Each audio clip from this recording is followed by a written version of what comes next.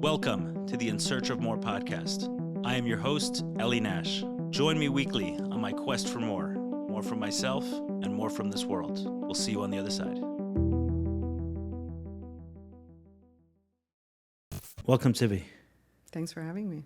Thanks for being here. So I'm sitting here with Tzivie Greenberg, a shlucha in Vancouver, Washington, and the IFS practitioner. Is the IFS practitioner recent? How long has that been It's appended? more recent, yeah. I trained about 6 months ago. I'm doing second level training now, so. Okay. Yeah. I'm trying to figure out my connection to the Wolf family. So My father actually asked me if I'm coming as a Remi's sister, Leah's sister-in-law. I said it's his daughter. I think I know your father first, actually. So I know your father for what? I don't know, 5 or 6 years. He called me on Friday, and he said that he heard the podcast I did with Avi. And he said, I liked what you said about Mayim Rabin, but it's clear you didn't learn the Rebbe Sikha. No, not the Rebbe Sikha, the Rebbe's Maimer on it. So I said, yeah, I only learned the Sikha. So he said, Tafshad Lamed Ches, we have to learn the... to learn it with you? Yeah, we've learned a few times. I actually enjoy learning with your father because he has a lot of, even though there's a language barrier, he has a lot of passion and excitement for learning. He says there's clearly something wrong with you if you don't understand him. He understands you, and if you don't understand him, there's something wrong with you. So he texts me in Hebrew, actually. Whenever he texts me, he texts me. And use Google Translate, or you understand perfectly? I've got to the point where I think I understand him. So, yeah, I knew him for a number of years, but I never told him I didn't tell him I knew Avi. Private, you kept that part. Remi's, that should be his disclosure. Yeah, also the way I met Avi at the point in time, he wasn't public about his healing journey. So there were kind of two separate relationships. Avi knew I knew your dad, but not the other way around. Anyway, so what is my connection? Because you have Avi, who's now the rabbi at the House of More, and obviously has been here a couple of times. Esther, who runs the House of More. So who is the Wolf family? Not the people. My parents raised 13 kids with big souls. You got to meet Avi. He's a leader. He's a leader. We all admire, role model. Him and Leah are big. They're healing agents in our household, for real. He's one of the younger ones, right? He is. He's 11th, I think. Yeah, I've had this theory that the younger ones, they kind of look at the family and they say, okay, what's missing? And then a soul opts into the process. So there's a lot to... The Heishav Levavis Almanim. So they're not just that the younger ones are bringing the father's souls back home. They're bringing, I guess, everyone from the top down. Right. I think the spiritual world is opposite of the physical world, right? Isn't it? Say more. Like the higher goes lower in this world. Interesting. Okay. Right. Isn't that true? Yeah. So you're saying the younger kids picked up, they got more holy sparks. Yeah, or you can also say the same with children and parents. The children came here to teach the parents something. Yeah, that's what I was saying. Yeah. Versus the opposite. And then the younger ones. And the parents have to be humble enough to realize that. The stumbling block is when there's too much ego involved. Are you saying that as a parent or as a child? I'm saying that not about my parents. I think as a parent, if we can put our ego aside and realize that when our kids are triggering us, they came to teach us our biggest life lessons. It's not about the kid. It's always about what they're mirroring for us. We have to be very humble to realize that. Otherwise, you become fixated on how you're going to fix the kid. Got it. The Wolf family is Chabad for many... Not that many generations. My grandfather came to Chabad, my father's father. Got it. Yeah. And then he was involved in the yeshiva. Correct. So I understand. Yeah. Okay, cool. Yeah, I'm sitting here on giants' shoulders. No, there must be hoping to make my little impact. There must be some connection. We'll find out what it is at some point. Yeah, there's a soul connection. There's got to be. Okay, so speak to me how you got into, not so much IFS, but healing work. I would say it's actually like speaking of the kids, like as my kids growing up and each one of them bumping into their humanness and what it triggers inside of me, but you don't realize beforehand that, they're just triggering unrest inside of me. You just think like, okay, there's a puzzle in front of me that I have to solve. But I would say that it's as my kids got older and like all of these triggers coming up and there's just this realization that there's stuckness inside of me. I'm not feeling okay. I'm not joyfully present is like a term that I, popped into my head once, and that became my like go-to mantra. Like, until you're joyfully present, you're not fully healed. And I wasn't joyfully present. I was putting one foot in front of the other. I was very functional. Like, what's this term, joyfully present? What does it mean to you? It's a reflection of who you are at your core. If your godly consciousness is a piece of Hashem, like our godly soul doesn't just know about God, it is literally a piece of God, and it therefore has all the godlike qualities of joy, confidence. And it's actually interesting because recently, like after Yom Kippur, when we were davening all the time, we kept saying, Kel Racham V'Chan and Erech Apayim. We're talking about God's attributes of mercy. Right. And that was something I kept mentioning to my clients. Like when I would hear another voice come up that was critical or judgmental or fearful or anxiety-ridden. When I point out that your truth is Racham, merciful, Chanon, gracious, Erech Apayim, slow to anger, Rav Chesed, full of kindness. Like, that is who you are at your core. If any voice other than that is driving you, then it's not your authentic voice. It's a critic, it's a shamer, it's a distractor, it's a number. And so this joyfully present is one of the descriptions of what our godly soul looks like. So when you talk about healing, if you're able to know who you are at your core, until you are a walking, talking, breathing expression of your core, you're not fully healed. You're still stuck in your animal consciousness and your ego consciousness. And you're saying that the core of a person is 100%. The core of a person is their godly soul. So if you know anything about God, it's compassion. Like, we see those words over and over. I just noticed today. We see other words also. We see the way God engages with our people, and he gave this like this big secret. He told Moshe. He says, if I'm ever in a state when we are in a state, there's a rupture between us, bring these words in, and it'll bring us back together. These are healing words. These are repairing words. The words I just said, Racham, Chan, and Erech Apayim, merciful, gracious, compassionate. And so that's who we are at our core.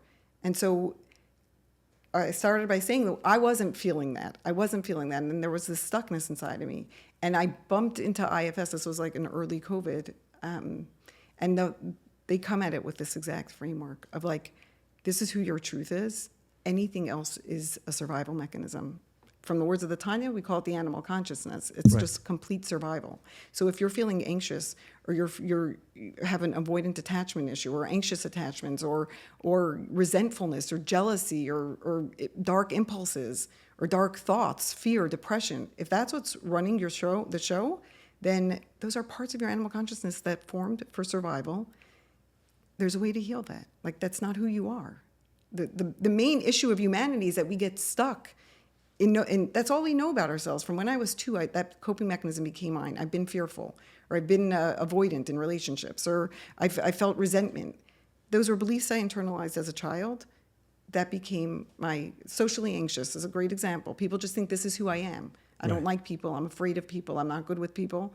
No, that's a belief you took on as a child for survival, but that's not the real you. So I came across this as a healing method, and there was just so much compassion there. And so, actually, it wasn't just, compassion is like the opposite of shame. There was no shame in that. I think the biggest inhibitor to healing is the shame we feel around 100%. our stuff. And so when there's no shame, that's like the first step you could take into the healing world. You're like, I don't have what blocks us is like, I have so much shame, I can't talk about this with anyone. I don't want anyone to know this about me. I don't want it to even show up in my own consciousness, let alone somebody else got to know this about me. And so in this healing modality, which again, like I told you before, it was such a mirror of what I see in Hasidus, there's no shame. It's part of your humanity. And the Alter Rebbe says it so often. He's like, there's no shame around this. Check in with your status. You're not a righteous person. You're not a tzaddik. You're a human. Of course you have dark impulses. You have survival tactics. Of course you're going to feel resentful when your boundaries are crossed. You're human. Like, don't have shame around that. Is there an example that comes to mind? You said that your children bumped up into, their humanness bumped up into your... They would trigger, like their neediness. Their neediness, for example, is a huge trigger for me because I took my neediness and put it away in a closet and said, you're not needy. You have everything. You're perfect. You're fine. Everything's fine. You don't get lonely. You don't sense rejection. You don't feel shame when you're overwhelmed by somebody saying no to you. How, like, cover your eyes, like that can't be you. You're fine. And so when a child is needy, you shame them for it, because whatever you're repressing inside yourself, it's going to disgust you and others. And so that was like, that's just a little example. Or their failures, when they weren't doing okay, when I looked at it as a reflection of my parenting, like something wrong with me, like you can't behave that way. People are going to think I'm not a good parent, or I'm not doing a good job. Here I am. I'm a leader. I'm a teacher. I'm a preschool director. and my own child is acting out in public. So if I see that as a reflection of my worthiness, then I'm going to shame my child for their behavior. So all those things start just triggering inside of you. I wasn't connecting the dots. Now I can look back and see exactly. Right. But while that's happening, it's just heaviness. This is the heaviness of our humanity. Like we walk around with this heaviness because people are triggering all this discomfort inside of us. Self-awareness is when you start realizing what's happening, why that just got triggered, But this is before there was self-awareness. This was where I had this facade of I'm fine, everything's fine, I can handle this, I'm so resilient, I'm so strong. But I wasn't joyfully Was there present. an aha moment? I think just like there came a point where I was just like in my relationships, a lot of triggers, just so many triggers, like just intense pain. And I was like, this is disproportionate, completely disproportionate. And it was like a wake-up call. It was like, you need to heal this. Like, go inward and figure out what's going on inside of you. Let's talk about the neediness for a few minutes, because that's something that has come up a lot for me in my own journey. So how do you understand that? How do you understand the survival mechanism there? It's interesting. I remember once saying to my therapist, she was reflecting back to me what I said. She said, so I'm hearing one part of you that thinks this way and a more evolved part of you that realizes this. And I said, you just shamed the other part, like by calling this more evolved. Like I felt shame flood me when she said that. I said, you just shamed that younger part of me. And I said, and I recognize it so well because I do that to myself all the time. Whenever that voice gets triggered, I shame it. Shame floods me. And she said something, the most beautiful sentence I ever heard. She said, the difference is you call it needy. I see it as an unmet need. Right. Needy has a lot of judgment feels so attached to it. Pitiful. There's so much judgment. An unmet need, every single one of us has an inner child, a few inner children crying in a crib. If we see it as need, would you ever look at a 2-year-old who's needing love? Would you ever call it, you're so needy? This kid has an unmet need. He's waiting for an adult, someone who's loving and compassionate to pick them up, hold them on their lap, hug them and soothe them, see them, make them feel safe, make them feel secure. But when I'm in my 46-year-old body, having the same sensation, because my inner child was just triggered, somebody said something, somebody acted in a way, I felt dejection, failure, whatever it is, rejection, that inner child is triggered. That inner child which never was healed. Today it's all healed. But that when that inner child is triggered, this sense of neediness floods your system. You have so much shame around it. But the healthy, appropriate way. So where's the survival aspect there? Meaning, as a 46-year-old, I get it. But right. As you said earlier, this is something that develops at a very young age. Okay, so the belief that when I am 2 years old and my parent cannot attend to my needs, I'm calling out for love, I'm calling out for affection, I want to be seen, hold me. But my parent is either busy with another child, busy with their own stuff, dealing with a crisis for whatever, or there's outright, neglect or abuse. But even on the most basic level, a good parent who's unable to tend to the needs because they maybe don't even realize what this child needs from them. Again, that's another huge part. Like we're not attuned to how critical those early developmental years are. But we internalize a belief then as a child, there's something wrong with me. I'm not lovable. I'm not worthy of love. Why? That's a survival tactic. For a child to look at his parent and go, there's something wrong with my mother. She's dysfunctional. That is the most scary thing a child could absorb. And so the most safe thing for the child to absorb is there's something wrong with me. I'm not lovable. When crisis happens outside of us, a 4-year-old sees a crisis, something bad really happened, something really bad happened. Instead of going, oh my God, this is God has a plan, or whatever, the child internalizes belief this world is a scary, unsafe place. Or not, he'll never internalize a belief that my parent if a child goes through neglect or abuse, they'll never internalize belief there's something wrong with my parent. Right, that's so too many of the dangerous. people I work with struggle with this loyalty to their family of origin. They're so loyal to their parents and their love for their parent because as a survival instinct, when they were 2 years old, they said, there's something wrong with me. They'd rather stick with the script, there's something wrong with me, than to say, my father was dysfunctional and he could not love me. So they stick with the script. They're in their 40-year-old bodies saying, there's something wrong with me. And so today, because I internalize that belief, I'm so afraid of reaching out for connection. I'm so afraid of putting out a bid for connection. I'm afraid of stepping in front of the mic, of sitting in a crowd. Like, someone's going to reject me. I need to protect that poor little inner child. We form protectors so that we never experience hurt again. Right, so you're saying it's safer for the child to conclude that the reason my need wasn't met is because I'm too needy, not because my parent is... I'm not lovable. I'm not worthy of love. I'm shameful. There's something wrong with me. We internalize those beliefs as a little kid, and then we build all these protectors to prevent that hurt from ever happening again. Somebody becomes socially anxious because they were hurt when they were 4 years old. They started a new kindergarten, and nobody reached out to them. And on the playground, they were so lonely. And so they build a survival tactic or a protector. I like to call it protectors. It's an IFS term, which is such a compassionate understanding of why these things form. To protect that little girl from ever having pain, she becomes socially anxious. Instead of, when she walks into a room, she sits by herself, because sitting down at a table with full of people who might not look at her will reinforce this belief she took on, I'm not lovable. In IFS, the terminology parts and protector are synonymous? Yeah.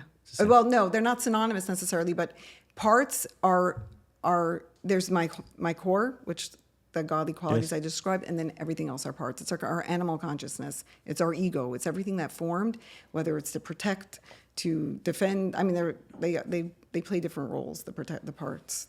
Got it. Okay, so within parts, there's protectors. Correct. I got it. Understood. Prior to getting into IFS, you were teaching... I was teaching Chassidus. I teach on Shlichus. I was teaching my ladies. I was teaching other classes. So I'm just have a background in Chassidus. I guess just from my upbringing also. Like, I learned all of this stuff.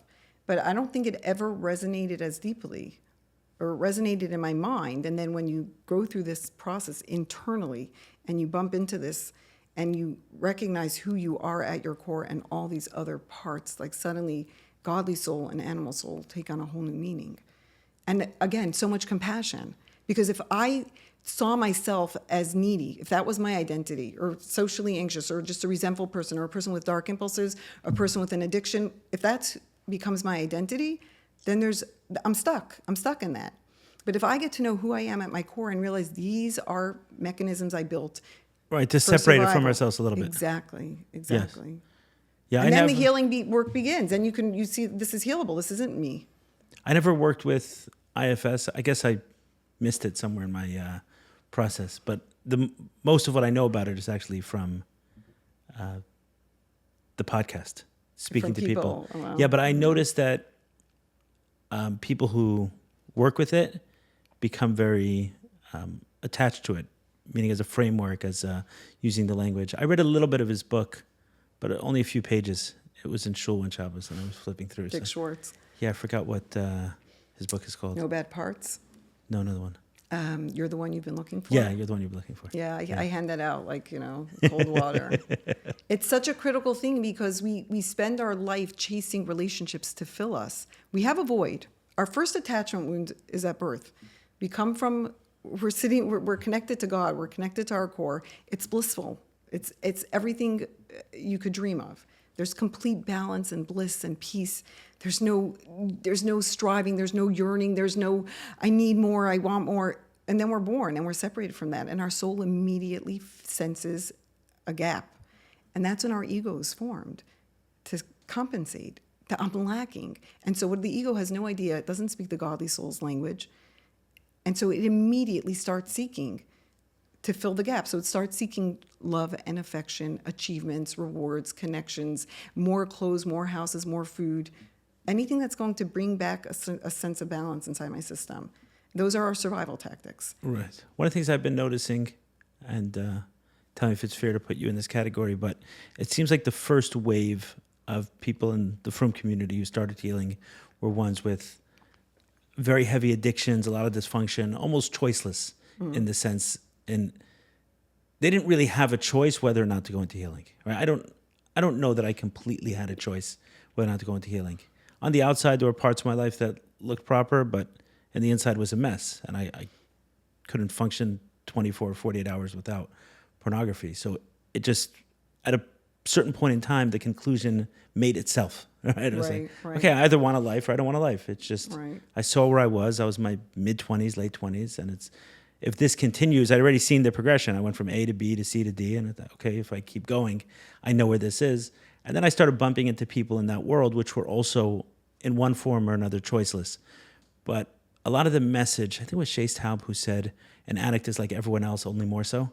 Right, I hear what you're saying, yeah. I don't know if it's his line or repeated, that somehow the message goes upstream to others saying, oh, you think you're so functional. You think you're so functional. Well, you too have the same problem that I do. You just not with the same. It didn't hit the ceiling fan yet. Exactly. I'm actually really passionate about sharing this message with people who seem functional, and I call it functional dysfunction because they cover up any of the dysfunction. It's just covered up by just being more active and getting more distracted and doing new things, and you just stay busy, so you stay away from your inner pain.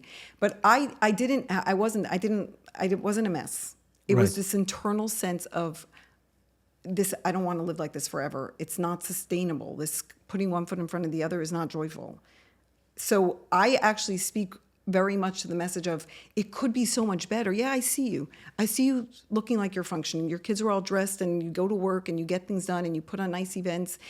But I recognize, I know you. I see you. That was me. But I'm telling you, it could be so much better. We have a facade. We have a protector around our heart. And I feel that if you're not going to touch your pain, because it's like, why should I? I'm managing fine. And so we're like, I'm not going to go there. But the fact is the heart has one switch button. And if you're going to turn off access to pain and discomfort and grief, you're shutting off access to joy, to real joy and real presence. And I also like, not, if we can take this on to the parenting angle, but I don't think we can raise fully healthy kids when we have too many wounds. With awareness, we could. But if we have wounds that we're not willing to even check in with, we're projecting that onto our kids. And so I'm very much, I speak very loudly to the group of people who are just getting by. Not necessarily, the addicts know they have to go get help. The ones who've hit dysfunction go get help. I'm talking to the people who it's like, in the Tanya, the Alter Rebbe, there's this one chapter where he just speaks in like really harsh terms to our coping mechanisms. And when you're looking at this from like the trauma lens, he's calling it despicable and disgusting and shameful and dirty, like just uses really harsh terms. And from the people who aren't, when you're looking at this through not a healthy lens, not from your godly consciousness, it's just like, you're like either like what's he talking about? Like, no, I'm fine. Like, or it brings up a lot of shame when you're not fine. It just brings up so much shame inside of you, and you're like, no, I can't even heal because I don't want to tell anyone about this. The Alter Rebbe is calling this disgusting, but really, what he's pointing out is saying you have this ability to live in this joyful presence. You have an ability to have a relationship with God. You have an ability to live from an authentic voice, and you got trapped in your coping mechanisms. Like, I think the first step to healing is to recognize this is so dysfunctional. It's disgusting. It's despicable. It's like you're sitting with your spouse in this loving presence, and you're going to tell me that no, having your phone on is okay. It's like you could come up with 1,001 excuses. They need me. I'm the preschool director. What's if they can't reach me? Oh, my kids are out of town. They need to reach me. But no, you're engaged with your spouse. This is an intimate moment. Put the phone away. Nobody needs to reach you. So it's like life provides us. God is like handing us this ability to sit in the presence of like authentic living. And we're saying, I'm fine. No, I'm fine. Like I could keep this phone next to me. Like I can continue living this dysfunctional lifestyle. And so I'm speaking to that. I speak a lot to that. No, the reason I thought about it was because you said that the first, I don't think you used the word trauma, but some word that sounded similar. The first one happens when we kind of come into the world, right? That we came from the attachment trauma. Which means that it happens to everyone. Yeah. Yeah. And so that's what we're all seeking. That's what we're constantly, we're in this state of like, give me more, pick me, choose me, get me something else. I need another achievement. I need more clothes. I need there's constant imbalance in our system. There really is. If I'm not living an expression of my core, I'm out of alignment, right? And so when I'm feeling out of alignment, there's either one of my mechanisms are going to come on board. Either my animal consciousness, my ego is going to come on board and take me out of discomfort by whatever, eating more, indulging, getting another achievement, seeking validation, calling a friend and hoping she responds to me, eating something and hope it makes me feel better. Whatever we do, whatever everyone's coping mechanism is, our animal consciousness has ways to bring us out of misalignment. Our godly consciousness has a completely different mechanism, though. It steps in and it holds space for the discomfort and it says, tell me more, what's going on? What are you holding that's making you feel so uncomfortable? And if it's pain, if it's grief, or if it's, I'm not an expression of myself, whatever it is, there's like, which one are we going to use to bring us back on board? And your barometer for that is joyful presence. My barometer for that is joyful presence. Like I said, if we at our core are our godly soul, then those godlike qualities should be in the driver's seat, or at least leading, recognizing I'm triggered, turn towards a trigger, recognize what's going on, speak for it, represent it, but don't let it be your driver. Right. What was it? It was a movie I once saw. It was actually a movie on porn addiction. And there was a line in there that said, feelings are like children. You don't want to put them in the trunk, but you don't want them driving the car either. So yeah. Seems like sometimes they're guideposts. They have so much to offer us. They're here to tell us what is off balance. Resentment. You could look at it. Another big part of IFS is like getting to the core of the issue and transforming it rather than just coming up with behavioral tools. Which again in Chassidus is the difference between hiskafia and hisapcha, like suppressing it, sublimating it, or not sublimating, subduing it, checking it in, like stay on the side. You're not serving me well. The Chassidus and, like I said, IFS gives you literal therapeutic tools to do this. Go in, get to the core of why you're behaving this way, and heal it. Okay, so you use the word. Actually, I want to go back to the joyful presence. So, what would be lost if you just use the word presence? Right, that's a word you see a lot in all literature, just about bringing presence to ourselves, to a situation. Yeah, presence is an excellent beginning because it means that I'm not afraid of what is. I can be present to what is. But then I think when you go a step deeper and realize like this is where my soul is, this is its reason for being. This challenge is why I came here. This is what's bringing me, this is what's going to fulfill me. This is my spiritual path. Like, I think that when we engage in it from our godly consciousness and realize this is what God put in front of me, this is why I'm here, there is inherent joy in that. Like when I'm aligned with my truth, I think that we're going to be joyous. Joyful presence is our natural innate state. Like you look at babies are constantly smiling, constantly laughing. I think there's some kind of statistic about kids, laugh 80 times a day. I'm making up the numbers now, but like adults, it's maybe 2 times. So what happened in between? Like what happened? We're born with that joyful presence. We're born without our ego fully broken.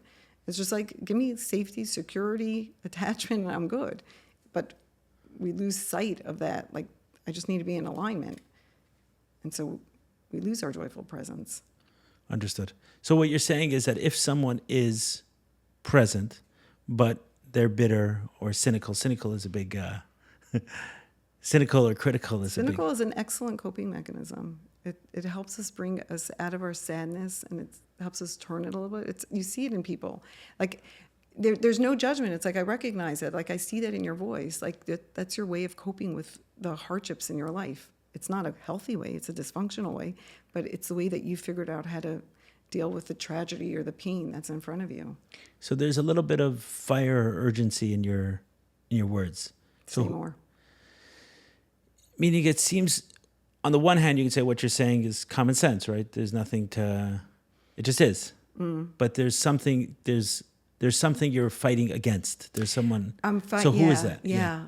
Who is that? What is that? Thanks for noticing. Yes. I realize that in me also. There's so much resistance, to the healing process. It's like, no, just go make a difference out there. Go do things out there. There's also so much resistance to the compassionate voice.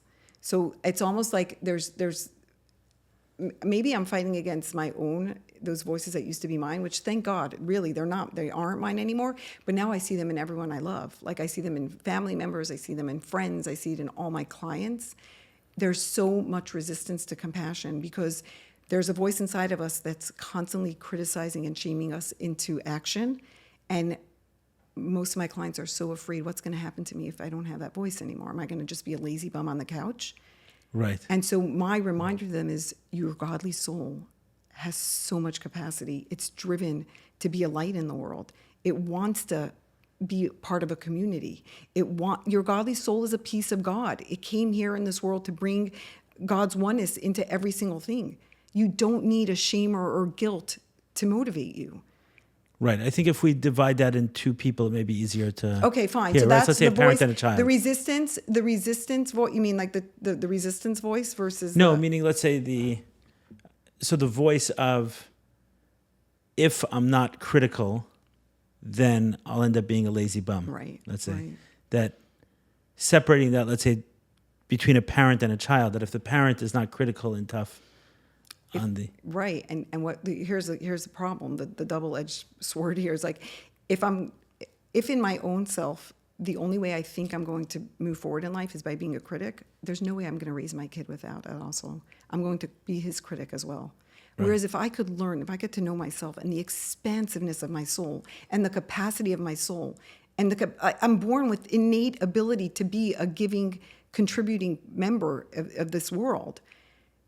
But if I don't know that, and I think I need criticism, I need shaming, I need guilt tripping, then I'm not going to be able to see my child his expansiveness and his greatness and his capacity to be a contributor. And so I'm going to keep pushing him and shaming him and saying, you must fit into these paradigms or else.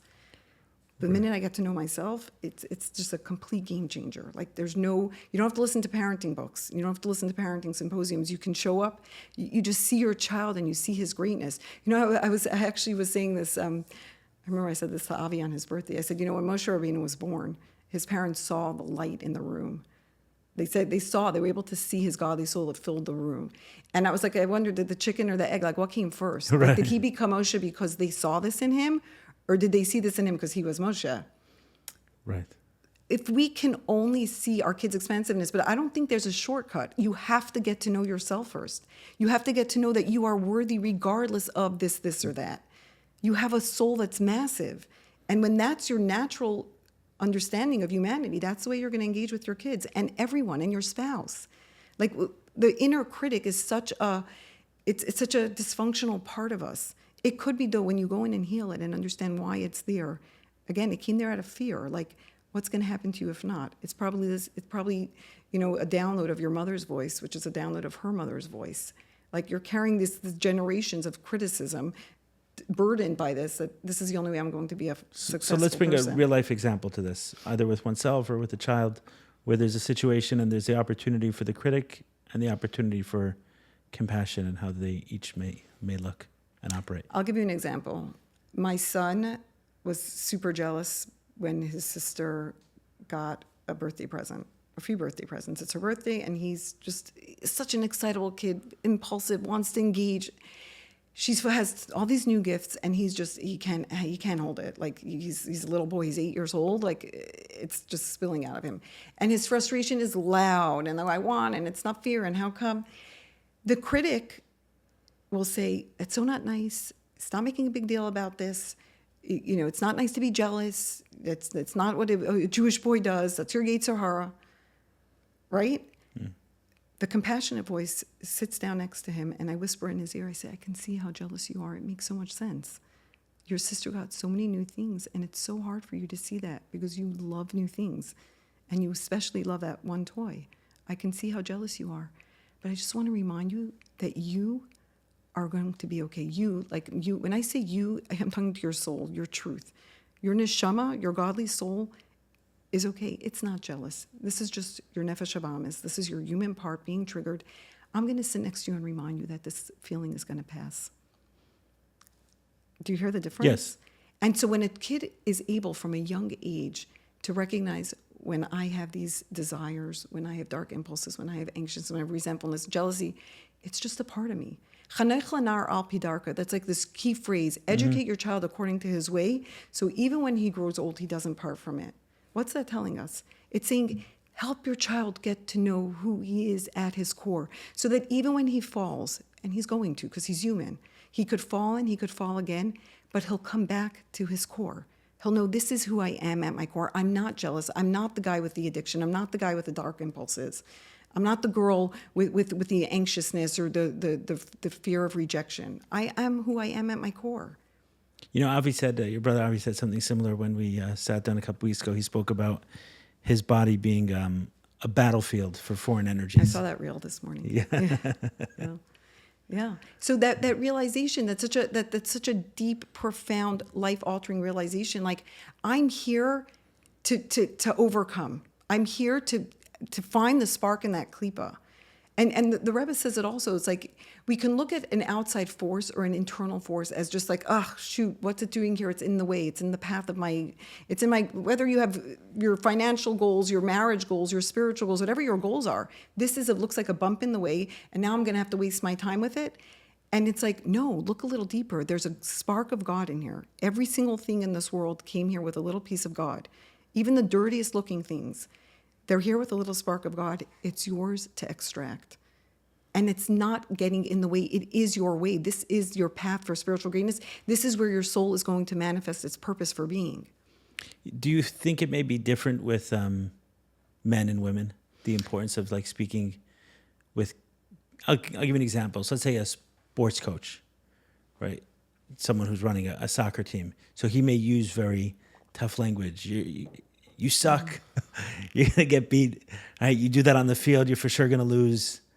Come on, are you a wimp? Right? He may use some of that language to motivate. And coming from a good place, I'm just asking if you feel like it's. Let me ask you a question. If he projected onto each one of his players that they are the next, I can't quote a name because I don't know soccer players, but you're the next. Blah, blah, blah. Do you think it would have the same effect? Like, you're going to be the next superstar. You got this. Go for it. Show us what you've got. Don't worry about the blunder. You'll fix it. You'll repair it. Your teammates will come fit. Like, don't you think that has even more power? Like, we have to make them feel bad. We have to shame ourselves into. No, I hear what you're saying. I'm just wondering if there's a distinction. I don't know. I would definitely, in a parenting coach position, would guide every single parent to focus on their soul's expansiveness versus beating down on their animal consciousness. Got it. And what you're saying is that the only way to do that for others is to work through it with ourselves. Yeah, I don't know another way around. You can keep reading parenting books, but it's so authentic and it's so real and it's so natural. When you know who you are, that's what you project to others. When you shame something, judge something yourself, you're shaming it and judging it in others. When you understand humanity and you have so much compassion for the human condition, which, by the way, we should talk about what compassion means, because I think I don't think people really understand. I just saw somebody write the other day about firm compassion, or someone else, I saw a term, to therapeutically invalidate. And I was like, how do you do that? Like, what does that mean? So compassion, I think there's a really critical, like I said before, I said this is the key ingredient in healing ourselves. It's a key ingredient in relationships. So I'm going to speak to it from a Hasidic perspective. There's chesed on one hand, which is blind love. Like Avraham, it was blind love. It was like you just give regardless of what the person deserves. You don't see their faults. Avraham loved Yishmael, and Yishmael was harassing his other son, and he was engaged in inappropriate behaviors. But he loved him unconditionally. There was blind love, like the parent who gets a phone call, your kid's bullying all of his classmates, and the parent's like, it can't be, not my child, right? It's blind love. And we do that to ourselves as well. What I never would have, it can't be, I would never. On the other side of the spectrum is gvura, which is discipline, which is discernment. It's very firm. It's judgmental. I see the facts on the ground, and I'm very judgmental about it. This needs to be fixed. I see it as a problem that needs to be fixed. So you have these two opposite approaches in parenting, in spousing, and engaging with yourself. Compassion is a synthesis. It's its own ingredient, but it brings both together. It has the love of chesed, but it has the absolute discernment of gvura. I see the facts on the ground. I'm not blind. I recognize this dysfunctionality. I recognize this inappropriate behavior. I recognize that this is not okay. but I also seen it a survival tool. I understand where it's coming from at its core. He's not an egomaniac that's speaking in an aggressive way. He's feeling unsafe, and that is the only way. It's completely inappropriate in a 50-year-old or in a 12-year-old. But I see exactly where it's coming from. He's unsafe, and this is the safest way he figured out how to get his words across. I see in myself, it's not going back to needy. I could be judgmental of that neediness. I need to fix this, or I need to hide it, I need to pretend it's not there. Or I can recognize it's a survival tool. You have an unmet need. There's a little 2-year-old in a crib inside of you crying to be seen. So it's that, and there's so much love. There's so much understanding. So that's what compassion means. Compassion doesn't mean to just... It's not dishonesty. It's not the lazy way out. It's not ignoring what is. It's seeing exactly what is, but understanding why it's there. It's a survival mechanism. And literally the most critical ingredient in healing that is turning towards it with compassion. I see you. I understand you. I get why you're behaving that way. Right. I've thought, I definitely shared it here before from this microphone, that compassion, because God is often described as both compassionate and truthful, and that it's not a contradiction. Yeah. It's that oftentimes when if we see something that doesn't make sense, like we see a behavior that doesn't make sense because we don't know enough. Like if we knew the whole of the situation, someone's story always makes sense. They're not spinning out of control for no reason. Especially, and I saw this recently where in Chassidus it talks about, it says a Jew's animal consciousness is not even, it's not shaykh to sin. It's so unrelatable. It's impossible. A Jew does not sin. He doesn't ever want to be cut off from his source. So then how do you explain all this behavior? It's a survival tactic. It's a survival tactic. And the minute you see it as that, there's so much compassion. That person is feeling unsafe. That person's inner child was just triggered. It's healable. I'm 100% sure of that. It's going into what is the burden that you're carrying that makes you behave that way.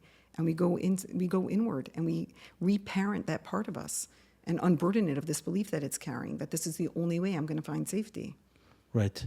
I don't know where this came to me from, but now I do some healing work with the retreats, with these Adama men's retreats, which Avi was a part of, gave us a nice review, which means he referred someone. In any case, in those contexts, one of the questions I ask myself, like when you see something that on its face is just, I don't know, dysfunctional or bad for the person. So the question that we often ask, like, what is wrong with you? And I've been taught to ask the other question is, what is right about that? Like, what is right about that behavior? What's working about that? It's beautiful. And then in that way, once we can ask that, then we actually know how to help the person. Yeah. In the healing process, like we turn towards this spot, or let's say the inner critic that I work with so many of my clients and their inner critic. It's like, what is it afraid would happen if it didn't do its job? And you get to this core fear of like, well, I'll turn into a lazy bum, or perfectionism. Like, what's it afraid would happen? I'll feel shamed. People will start seeing me this way when really I want to present myself as that way. And just beginning to turn towards it with that curiosity, understanding why it's doing what it's doing, is our way of acknowledging and recognizing and literally offering gratitude towards it for keeping you safe. Yes, of course, now we come to the point where, like, do you see how old I am? Literally, when you're doing parts work, you're in a transcendent space, and that part is, you're engaged. Like, you're literally able to sense what that 2-year-old child is sensing. And it's like, does it see how old you are now? Like, I ask that to my clients, like, when it looks at you, when that part looks at you, can it see, oh, you're 38 years old now. So can you update it? Let that part know you're 38 years old. Your worthiness is not dependent on what your mother-in-law or what your sisters say. Like, it's such a compassionate way of letting this part know, unburdening it. You took on this belief when you were 2 years old that I am worthy only if, a lot of kids become like, oh, he's such a good kid, he's the best kid, or he's such an ideal, and then that becomes their identity, and they have to maintain that. And that's such a burden for a 2-year-old, and then a 3-year-old, and then a 9-year-old, and a 12-year-old. Like, I just have to be the perfect kid. My parents have enough trouble to deal with. I'm just going to maintain the perfect child. And then that becomes the way they have to present themselves to the world. They can't have grief. They can't have issues. They can't have resentment. They can't ever express a difficult emotion because the identity they took on at the age of 2 is he's Right. the perfect child. The burden that comes with is insane. Right. Speaking for a friend. No. And so the healing is understanding, like, why did you take on that belief?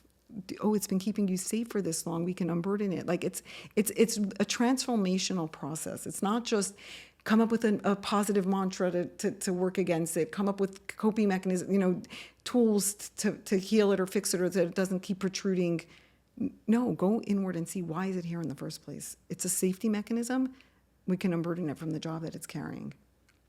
Okay, so going back to the question about the fiery passion, in your words, just to kind of bring us to where we are now.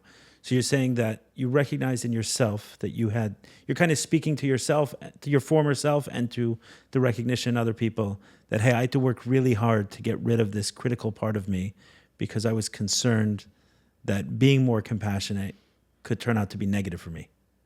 Yeah, so that is, in general, I think the world, like there's the no pain, no gain, or like work a little harder. I mean, you see it all over. It's like, it's not just in our culture, it's everywhere. It's in every culture. There's the inner critic is the loudest voice that people have.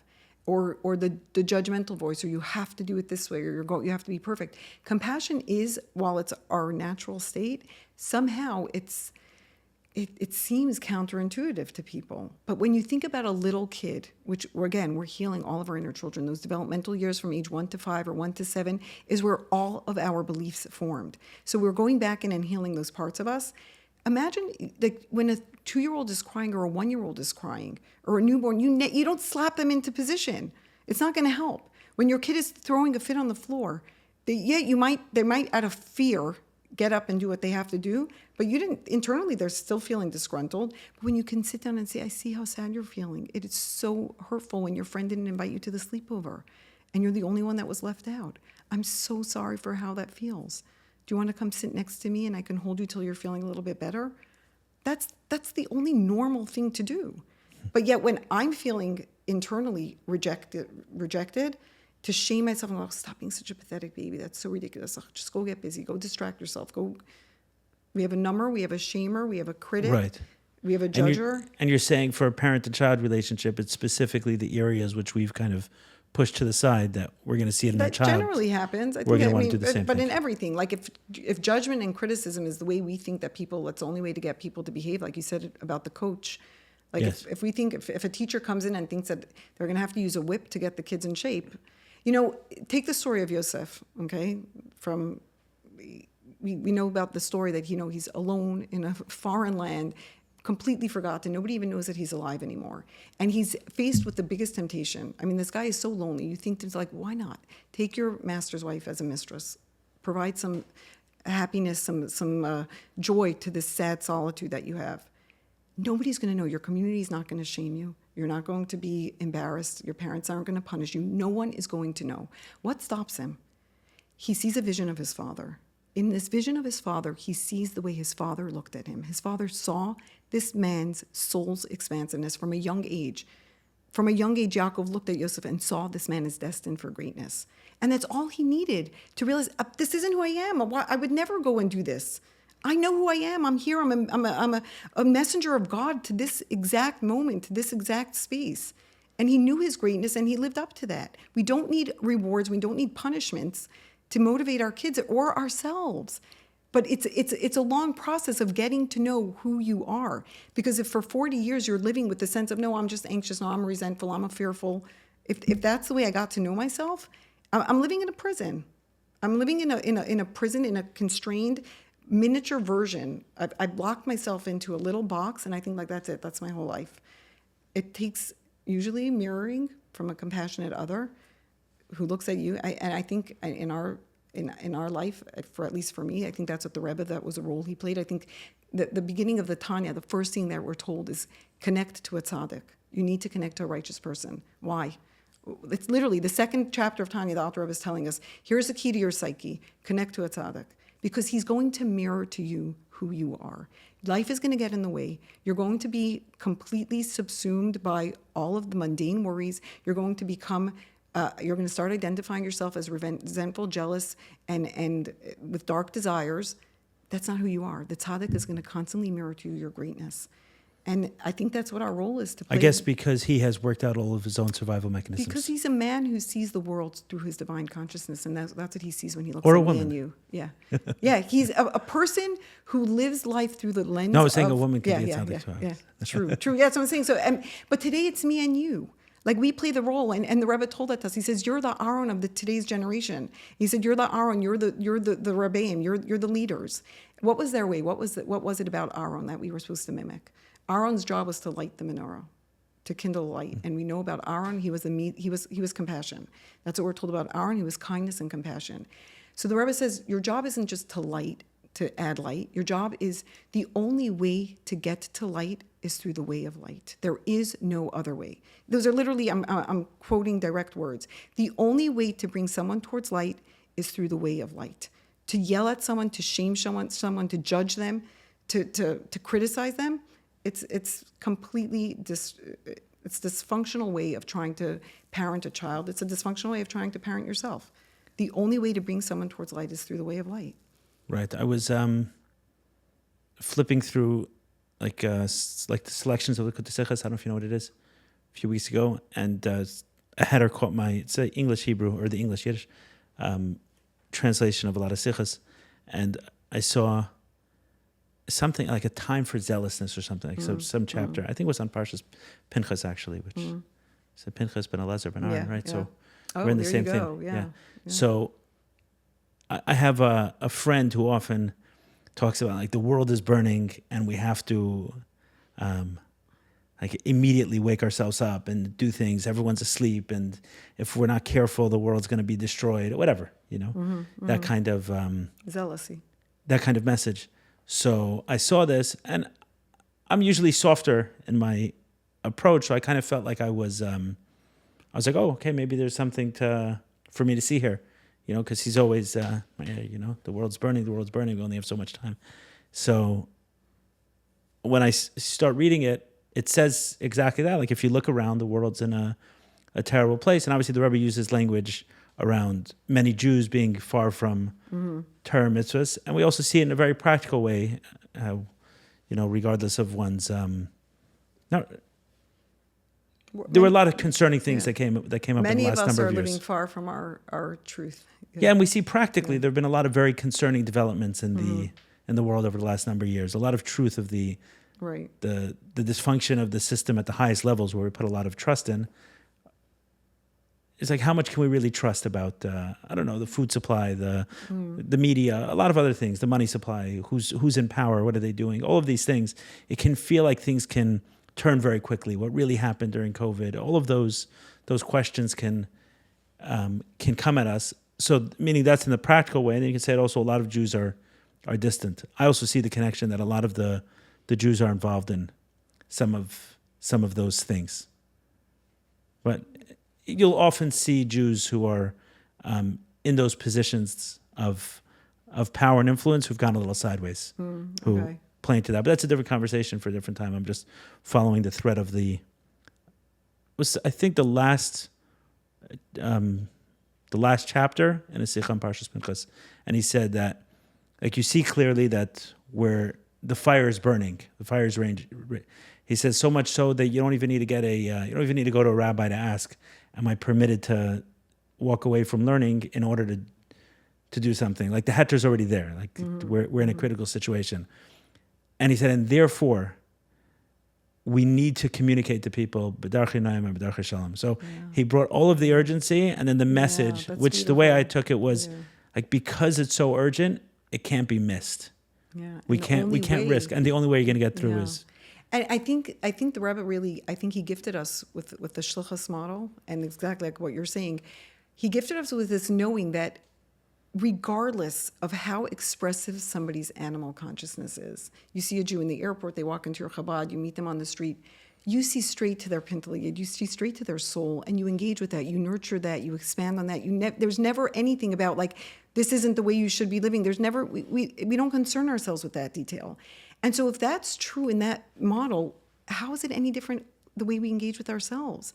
We have to learn to see past the animal consciousness, not ignoring it. Like I said, compassion is full discernment of the facts on the ground.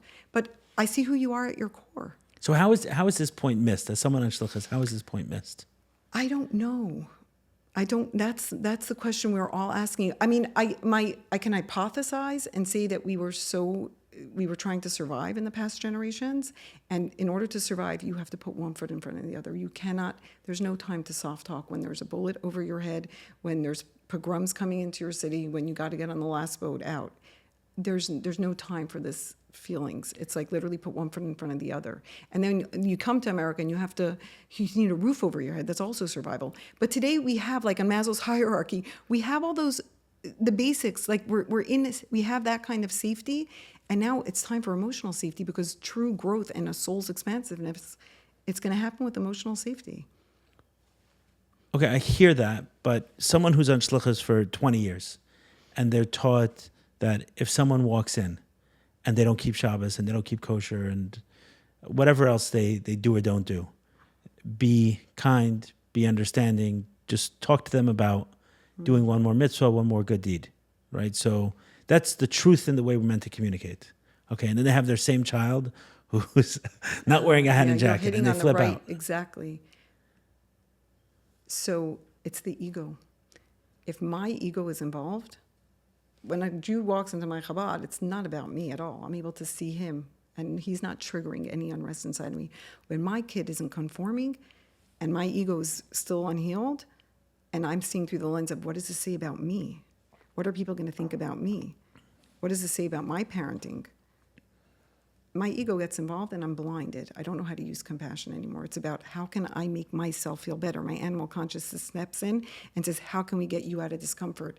And we think that the quickest path is by just quickly go do the right thing, just like the kid is throwing a fit on the floor, like pick him up and get him out. Like that's the safest thing to do. So we think that's bring me back to safety quickly is just shame this child into proper behavior. Right.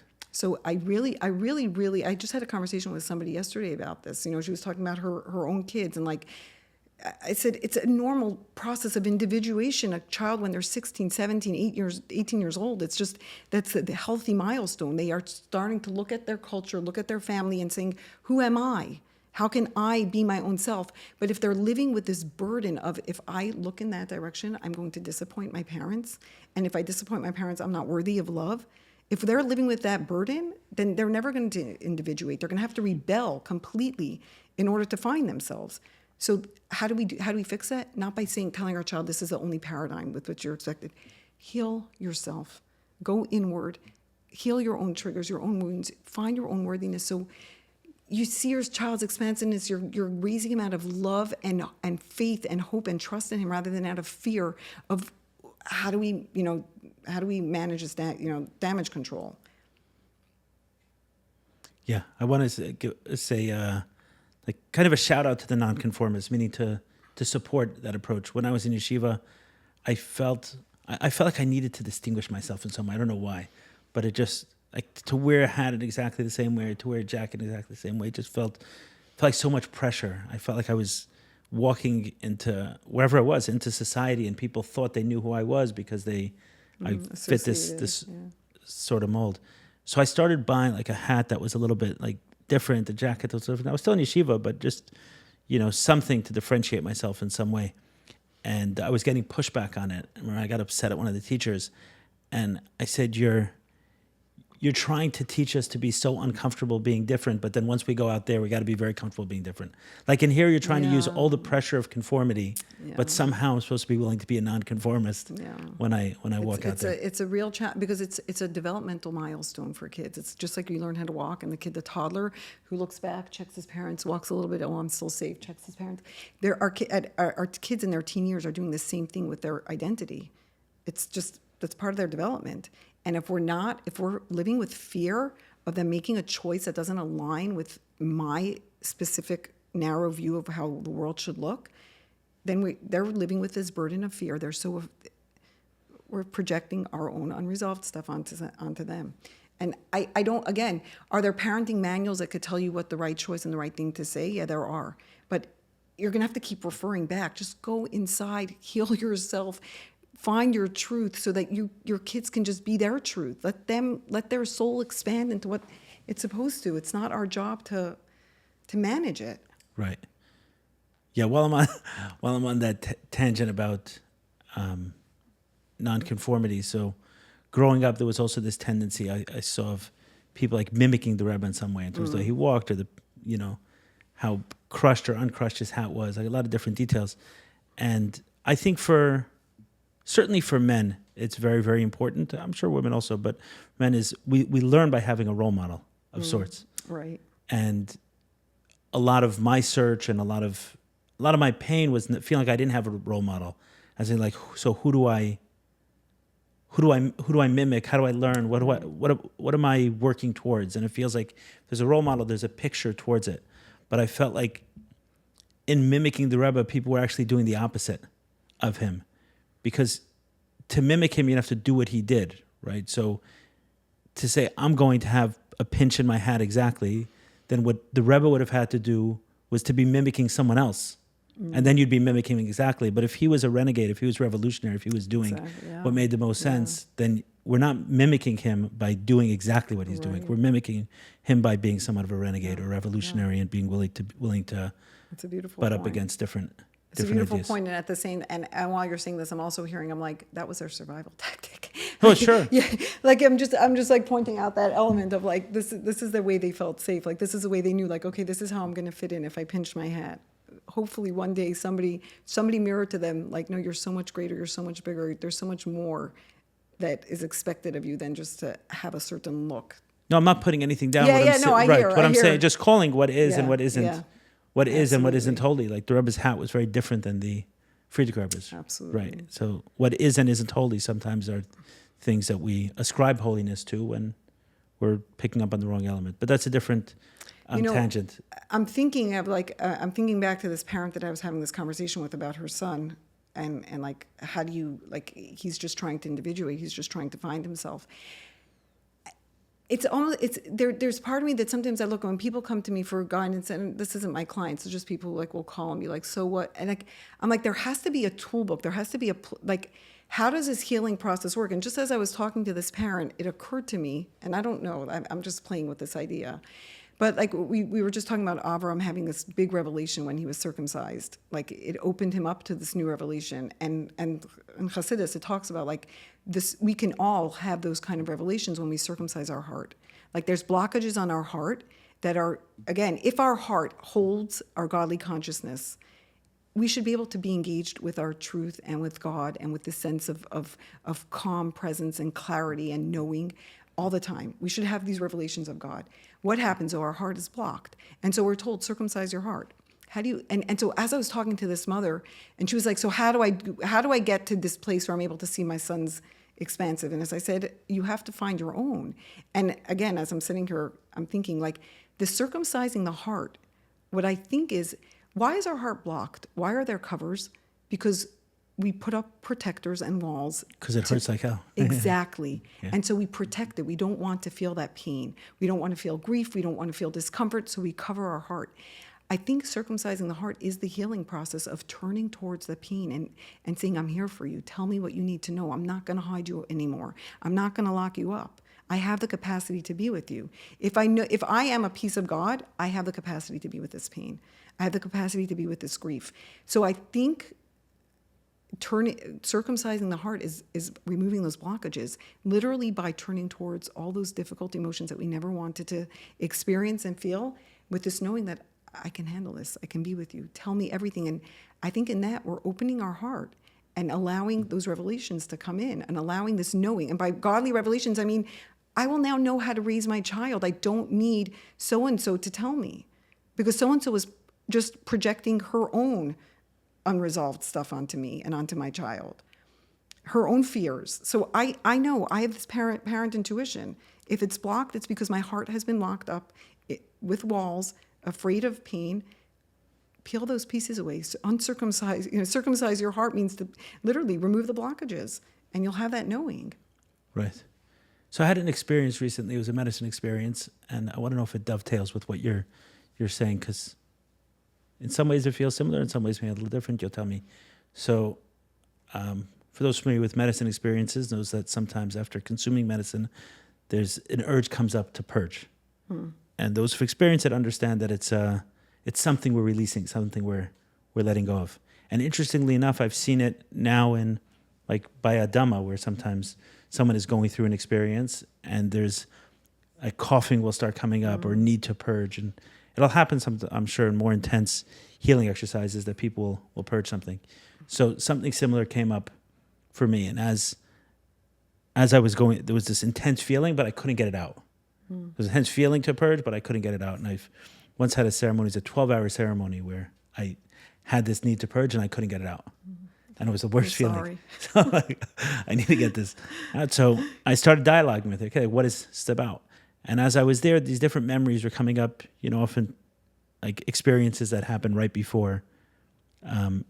Everything is connected, but experiences that happened right before are very connected to the journey itself. And there were several different examples over the month before of me being reminded of, not in my mind, like in the real world, of mistakes I had made years before, whether they're business mistakes or relational mistakes. And each time those mistakes came, there was an incredible feeling of guilt that was associated with it.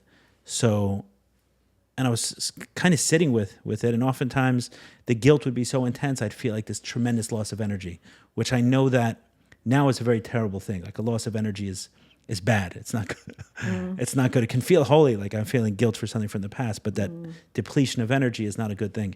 So I understood that this was the guilt, like all of this guilt, the guilt that I felt from past mistakes. So it's okay, let me get rid of the guilt. Like, why wouldn't I get rid of the guilt? And as I asked that question, which is the same question I'll ask in a retreat, I'll ask myself is, okay, what is right about this guilt? And what felt right about it was that it keeps me humble. It allows me to not get too spun out of control, because at any point in time, I can be reminded of a past experience and it can bring me back 10, 20, 30, like rungs on the ladder, right? Whatever that means. But so if I'm feeling really good about myself, that can easily lead to a less humble state. So I went into this negotiation of maybe there's another way that I can access humility. And eventually I concluded that calling my mother more can lead to that. And as soon as I made that decision, I purged.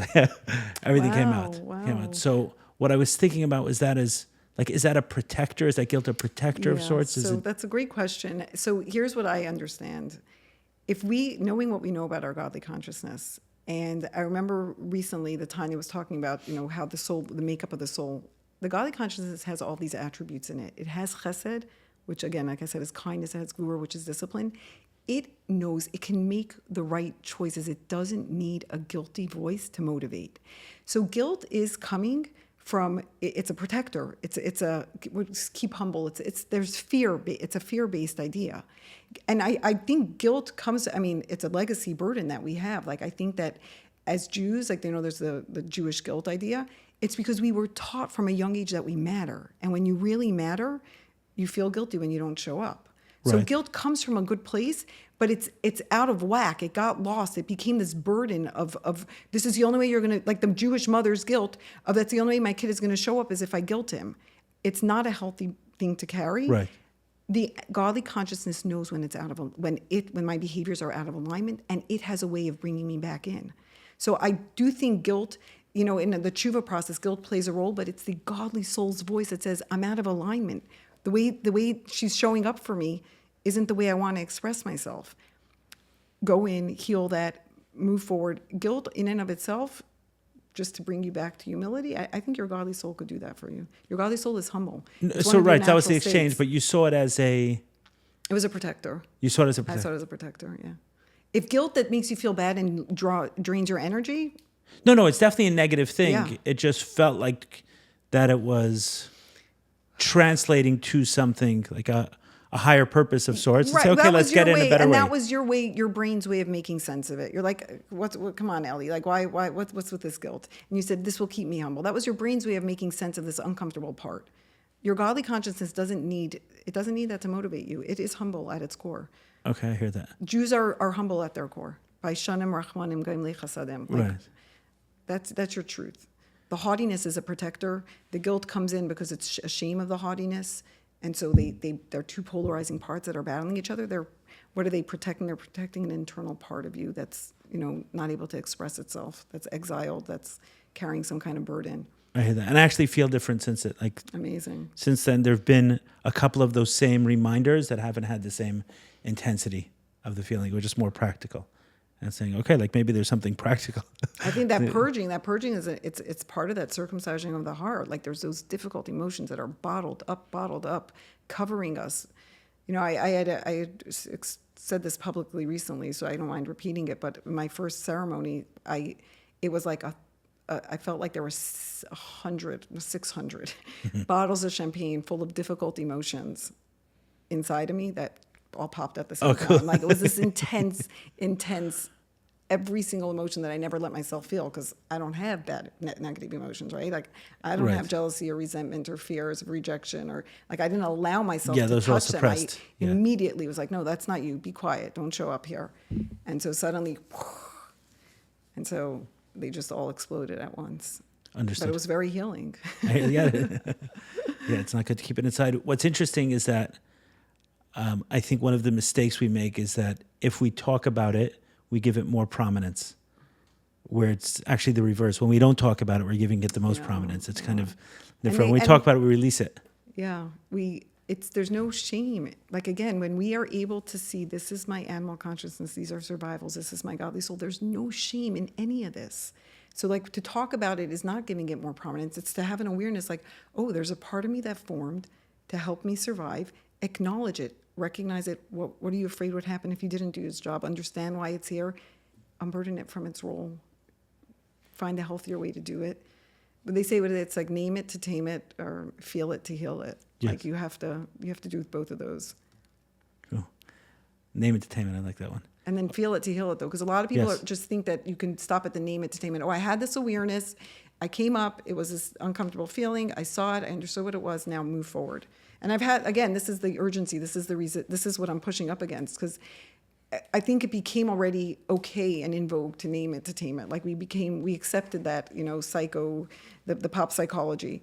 But it's much deeper. You have to feel it to heal it. It has to process through your body. It's stuck inside. The body's keeping the score, and we can't just name it to tame it. It can't just be a cognitive exposure to what is happening. Right. We have to feel it to heal it. Okay, so when you spoke about the resistance that you were pushing up against, you mentioned one of compassion, right? That the resistance to compassion. I think a second one. Oh, the other thing I had mentioned was that like we became very much engaged in bringing light into the world, and like take the shlichus model for example. And I'm speaking about that just because that's been my entire life, and many of my companions, colleagues are in that world. You become and even parenting, like you just become fully engaged in what I'm doing out here. Like how am I engaged in the world? How am I making the world a better place? How am I helping others? And we see that in the past generation. There was a lot of, chesed for others, like give to others, help others, go out of your way for others. There's a neglect of self, and I'm not talking about neglect of self like self-care. I'm talking about there's a neglect of what's happening inside of me. How am I feeling right now? I'm out there, but I'm struggling with depression. I'm whatever it is that I'm struggling with, fear, anxiety, but I'm so busy distracting myself with what's going on out there. And I am understanding when I learn Chassidus now, and I see how much focus there is on healing your animal consciousness. And so it's not just about making a dir b'tachtainim out here. Dir b'tachtainim is here, inside of here. I have to make my body, my consciousness a home for God. And I can't only do that by helping you. I have to do that by healing me, by going inward and seeing what is this blockage, what is this pain, what is this grief that I'm carrying, and heal it and unburden it so that my soul can express itself more fully. Right. And sometimes if we don't do that, then we're bringing our own toxicity into that relationship, whatever it is. We are, not sometimes, all the time. I hear you. Yeah. Every single thing that is happening outside of us that triggers us is a mirror for what's there's a ton going out there. But if I'm getting cooked up about it, if there's something I'm talking about or ranting about, or it's triggering inside of me an unresolved wound. Right. What I'm saying is that we're not always helping, right? So we think we're helping, but because it's all of our own stuff inside, sometimes we're taking as much as we're giving. We're I think sometimes, like, people pleasing is a good example. Like, we think we're helping them, but we're feeding off of their energy to fill something inside of us. And that is toxic. It's stealing somebody else's energy to fill your own gap. They might be benefiting. There is benefit in it. So I'm not saying you did something bad, but go inward and help them from a healthy space of desire, not from, I'm reaching out to you so that you could fill my lack. Right. Right. In terms of the sharing, a couple of weeks ago, my son every day he was coming home from school, he was asking my wife for more snacks because he said some of the other kids didn't have snacks. So he said, yesterday I gave it to this kid, I gave it to that kid. Look at that. So, you're raising generous kids, Eli. That's gorgeous. Maybe. So after a couple of days, I overheard a conversation with him, my wife. She said, are you making sure to eat some also? So he kind of said no. So I said, so when you're sharing with the kids, because there can be 50 kids who come, right? You can't send the kid with enough snacks to class if he's going to give everyone. I said, just make sure you're sharing with yourself also. Like if there's you and 3 other kids, just put yourself in the number of 4, divided by 4 at least, so you get, because sometimes we can be so quick to help everyone else who's suffering and forget that. Yeah, and you know what? Sometimes when you, this goes back to the compassion, when I'm helping others without the awareness that I also need, sometimes it's out of pity versus out of compassion. Like, pity is when he's needy, I'm going to reach out and help him. Compassion is like we're all on an equal playing field here. And you only get to that if you're willing to help yourself inside. If you're neglecting yourself, that means there's shame inside of you. Yes. And that means that you're judging the others, you're calling them pitiful, and that's why you're helping them. When you're going inward and having compassion for your needy parts, you're helping the other from a space of compassion rather than from pity. Yeah. Yeah, the energy exchange is very important and often missed. Recently, there was a family member of mine who was struggling, and there was someone who was trying to help them. And I said, I'm willing to do it, but let me do it. Like, let's not go back and forth, because then both of us get diluted. We just get pitted against each other. So either you deal with it or I deal with it. So one of the points I made is that I said, I think we see this person very differently, because they saw me as being a little bit tough on them. I said, I think that every time you give them something, you feel so much pity for them. So as much as you give them, you're always like, here's $1 and here's pity with it. And here's another $1. So the energy exchange is pity. But if it's, hey, I believe in you, and therefore I'm giving you something, is this an investment or is this a That's a donation? beautiful example. So I said, I would argue that over time, enough of the exchange with me, where I actually truly believe in them, will result in something more positive than just depositing pity into the account and saying, I feel so bad for you. It's such a hard life. Here's another $1. I feel so terrible. Imagine that same engagement. That's a gorgeous example. And imagine that same engagement when we're dealing with our spouse who has a challenge, dealing with ourselves, dealing with our child. With this, instead of seeing pity and you're needy and you're pathetic and here, fine, I'm married to you, I have to help you through this, or I have to put up with this. The compassion, it's back to, I see this as a survival tactic. I see how unsafe you're feeling. It doesn't mean it's okay. I'm not going to let you speak aggressively to me. I'm not going to let you take advantage of me like that. I'm not going to let you show up that way to me, because I have my own boundaries around the way I'm going to let people engage. But I see where you're coming from. There's compassion rather than pity and judgment. And again, with our kids. But again, it goes back to this, it has to start inward. You don't even know what it is until you experience inside of your own system. When you realize the healing power of compassion, the turning towards, and I'll pick on the needy, the turning towards that with compassion and watching it transform and watching it unburden itself when it feels seen, it feels heard, it feels safe. There's a loving parent in the house, then it just becomes the instinctive default way that you engage with others. Right. Are you familiar with Brene Brown's work at all? Yeah. Yeah, I've lost back in the day, I used to listen. Back in COVID. Yeah, when she became very political, it became very hard for me to listen to her. But I used to enjoy her work. I don't know why she mixed in all of this stuff into it, but regardless, her work itself, appreciated a lot. And I think she has a book called The Gifts of Imperfection. Yeah, I'm familiar Which with is really that great. She title. does some beautiful research, and she puts language to things that are often very difficult for most of us to articulate. And she has a section in that book called Compassion with Boundaries. And which I think also highlights that it doesn't always look compassion. When I read that, it gave permission to say, if I truly care for someone, then there's often room.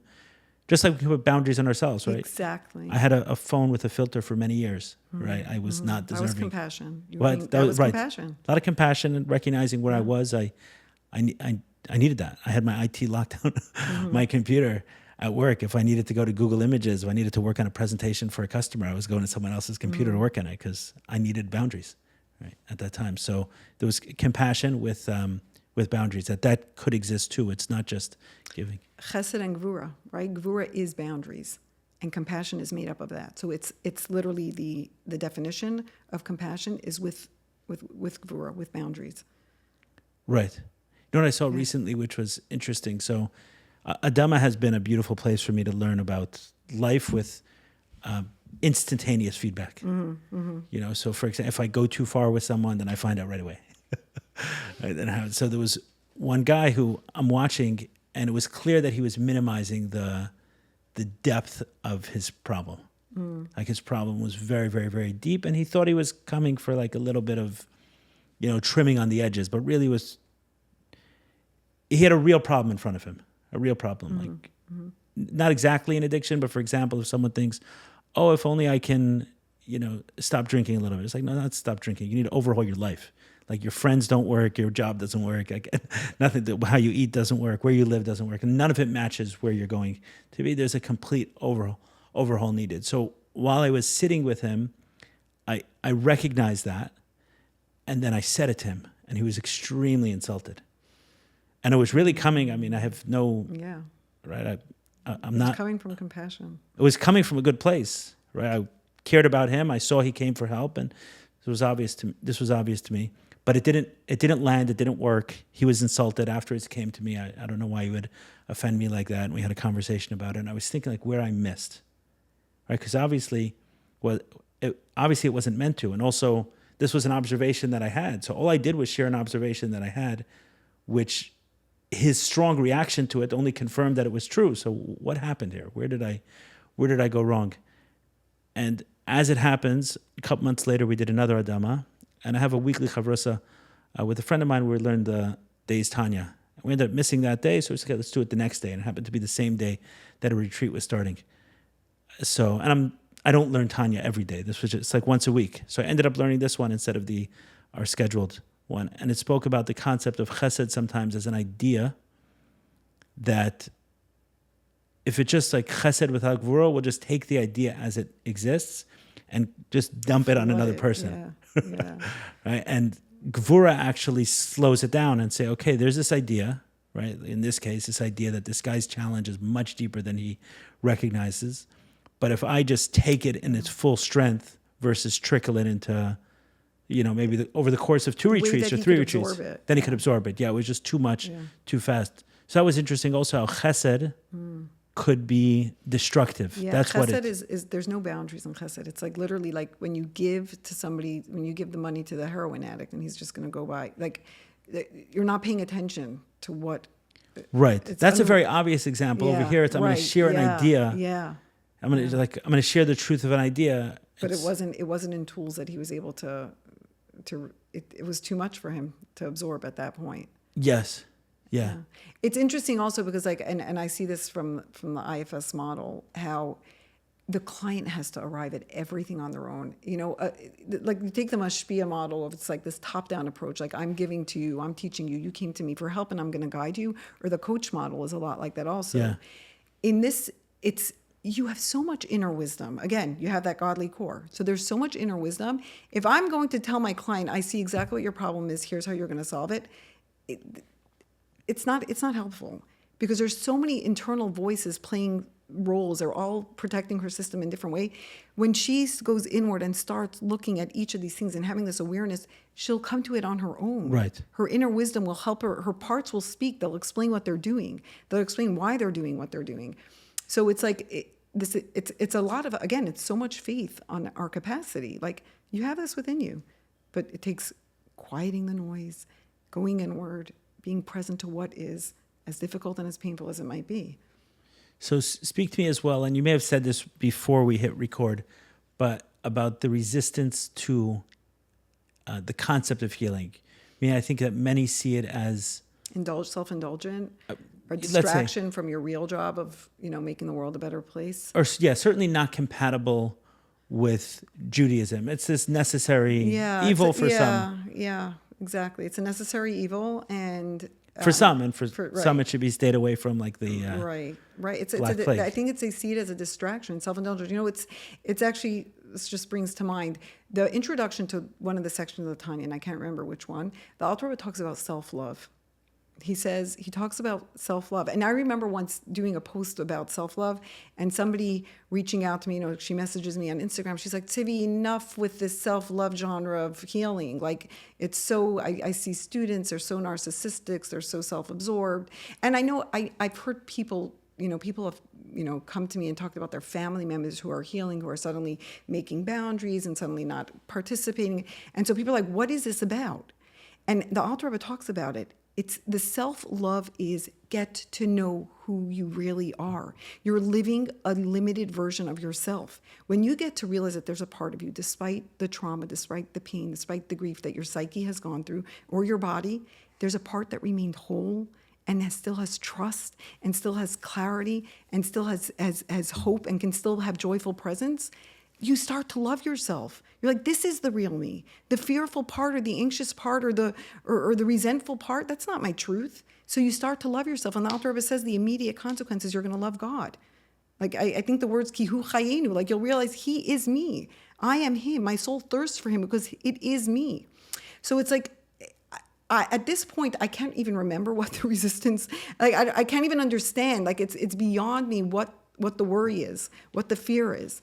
Taking you away from your job, this is your job. Like I said, like the Rebbe points out right away, when Rebbe took the mantle of leadership, the first thing he said, our job is to elevate our animal consciousness. Your soul came into the world for this purpose. God limited his greatness so that you could go in and fight your dark impulses. I mean, I can't think of anything more empowering. So that you could fight your dark impulses, God limited his greatness. But to look at it, it's like, no, this is a distraction from my truth. This is getting in the way. No, this is your reason for being. Right.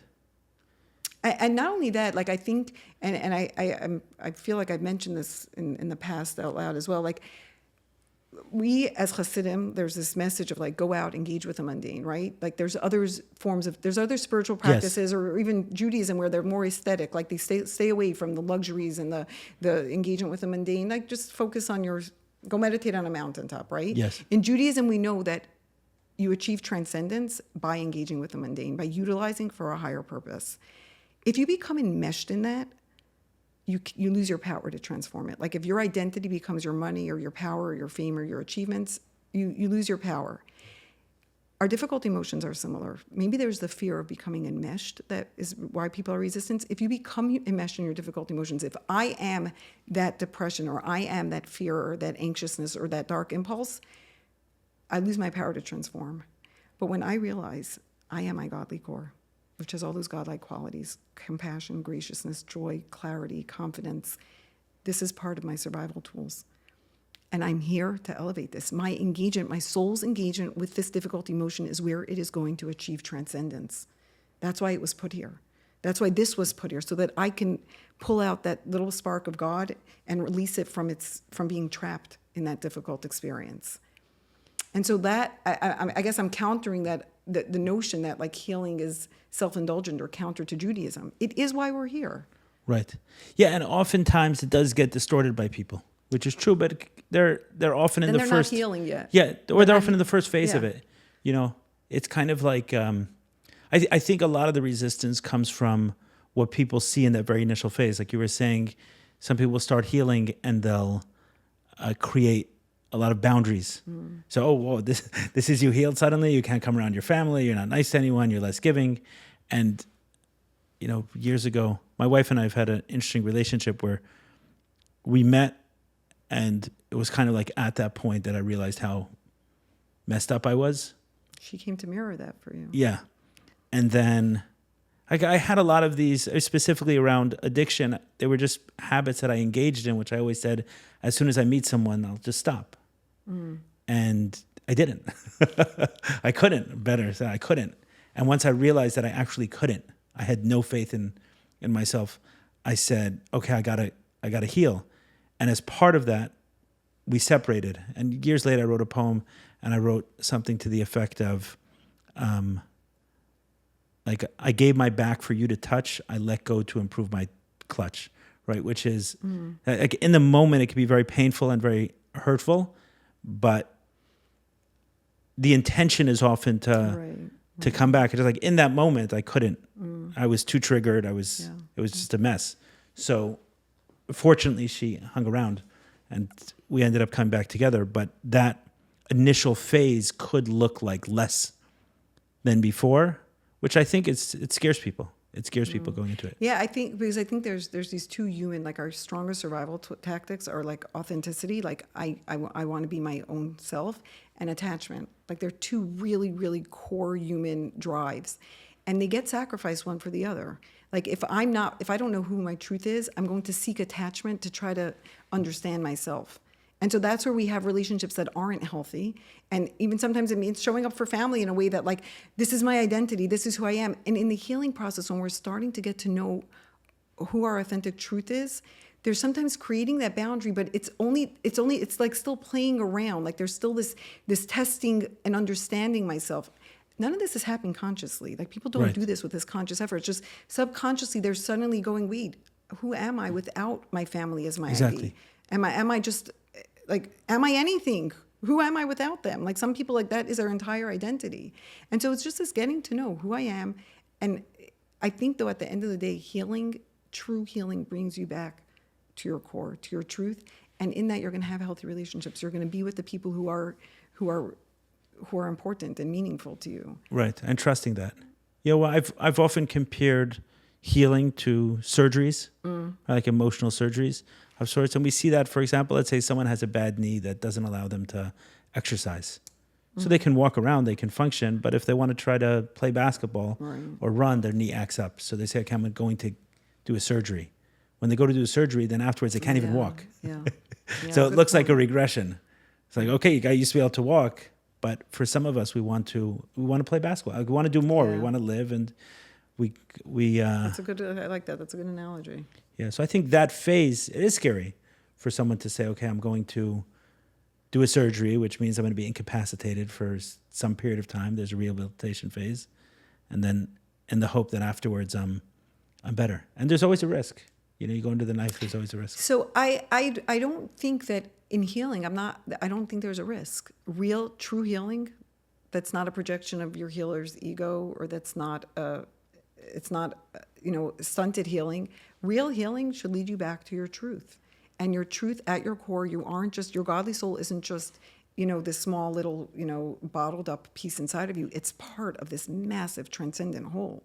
Me and you are connected. Like, you're part of your community, you're part of your family. Everyone in the relationships that are in your life are there for part of your soul's purpose. So there's no risk. I don't see a risk. Do I see a risk in someone going into? But you're also calling it real healing. Right? Yeah, that's what I'm saying. Do I see a risk in healing that isn't bringing you back to yourself? That could happen. But if you're going into if the person that you're working with doesn't have an ego, that the person's mirroring to your greatness, your soul's expansiveness, I have full faith that. Right, you gave qualifications. If this, then that. Yeah, right, so. Yeah, okay. Right. So I guess you bumped into the other kind, so, like, you get the risk. I see. No, it's definitely there, but I think at the same point in time is trusting that someone knows for themselves when it's not there, and trusting that it will align. I learned something interesting last week, which I think kind of dovetails nicely with what we spoke about, the 13 addiction and others. So early on, when I started doing psychedelics, I was speaking to different, I was seeing these things, and it was transformational for me. But not only that, I found it bringing myself closer to Judaism, which is interesting because they say it's avodah zarah. So now we all have a whole twisted thing going on. But in any case, I remember speaking to to a rabbi once about it. It was respected, and I, started sharing some of my experiences. And he said, I agree that if someone is really, really struggling, then they should do it. But if someone is not, then why should they do it? So I said, okay, so where's that line? Where do we draw that line? That goes back to the joyful presence. Like, if you're not joyfully present, then you're not fully healed. Yeah, go right. on. So what I was thinking about is oftentimes, to me, a sign of healing is actually having high standards to some degree. Like, we don't want our children miserable. We don't want our children, they're doing certain things, but are the lights off? Or for ourselves, are we passionate? Are we excited? Are we engaged? All of those things, but we can lower our standards fairly quickly. I found that through my healing journey, I have a much lower, I don't want to say capacity, but I have much lower willingness to tolerate stress or uncomfortable. Right. And you say, hey, let me deal with that. Like, why should I live like that? I know what it's like to live without anxiety. Why should I live with anxiety? I know what it's like to live engaged and excited and passionate about life. Why should I live without that? So our standards become somewhat different. But everyone will agree that if someone's near suicidal, then do whatever is needed to heal this person. So I was last week, Parshas Vayera, I think was last week. Yeah. So I learned the sikha about right before the Akedah, right? Avram's life was pretty good. It says like he had made a deal with the king, I think Avimelech. Wealthy man. Yeah, and he said, okay, we have safety, prosperity, like everything was good. And then from that place, he went and sacrificed. Immediately after talking about that story, he went and sacrificed Yitzchak. So they both engage in this sacrifice from a space of prosperity, which as Jews, I don't think we've figured out how to do this. Consistently, we've had to hit the bottom, and then from there, like, it brings out our best qualities versus bring out our best qualities when things are good. So you're saying there was a model of Judaism, which the Rebbe actually talks about this also, like with the crushing the olives, and that's where the pure oil comes out. Like, you have to be in a space of duress in order to push yourself to grow. And you're saying Avram was at this place of complete bliss, like everything was good, and he was able to grow from there. Right, and then reach this level of what we consider the highest level of self-sacrifice, right? The Hebrew term. Yeah, Mesiras Nefesh. Mesiras Nefesh, right? He reached that highest level of self-sacrifice from a place of prosperity, which we all know, like a time of war, the Holocaust, like many people sacrifice themselves in those situations, but would we sacrifice ourselves for prosperity? So he says that the one thing that happened just before, I forget the Hebrew term, but it says like Avram planted a tree. And in planting the tree, a lot of commentaries say it wasn't just a tree, he set up an inn, he set up like all these, this whole setup to help people. Do you know Vayitel, something, Vayisha? I don't remember the exact words, but he planted something. Yeah. I'm familiar with what you're talking about. Yeah. So the Rebbe explains that it wasn't a tree, it wasn't just referring to a tree, it was also a whole inn where he took care of people's needs and everything else. And he says what he was teaching his son Yitzchak was that, like, we give way beyond people's needs. Recently, I was talking to someone, and he said he's a business guy, does fairly well, and he said that he doesn't really feel a need to give charity. He feels more like putting the money in an account, giving a little bit, and saving it up for a real rainy day. Like maybe there'll be someone who's in real need.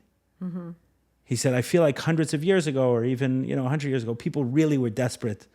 Now it's like, how desperate are people really? Like, are people really dying of hunger? Are people really starving? And I said, it doesn't jive for me at all what you're saying. I know what you're talking about. Like, I see people desperate all over the place, but maybe, I don't know, for me, if I see someone who's like the kind of person you described, who on the outside everything is working, but they're missing that oomph, right? That energy in life. You probably have a very sensitive eye also. You do. But I think it's also my own journey, right? I want exactly. that. Yeah. Oh, okay. Right. So if someone else doesn't have that, hey, you're missing out. Like, why should you live with anxiety? Exactly. Why should you live with sadness? Why should you live with have a depression? sensitive eye because of your own journey. When you realize how much better life could be, therefore you recognize in others when life is when they're just functionally dysfunctional. Like, you see it, you see beyond the veneer, and so you want to help them reach a higher standard. Right, I guess. But because I want it for myself, which is what you're saying as well. But here what the Rebbe was saying is that by Avram teaching that to his son, like, hey, we have prosperity, but we're going to help people not for beer basics. We're going to build an inn and we're going to fruits. And he gives, like, the commentaries give a lot of explanations that he involved himself in making sure that people were doing, well taken care of. Yeah, he talks about giving people pleasure and giving people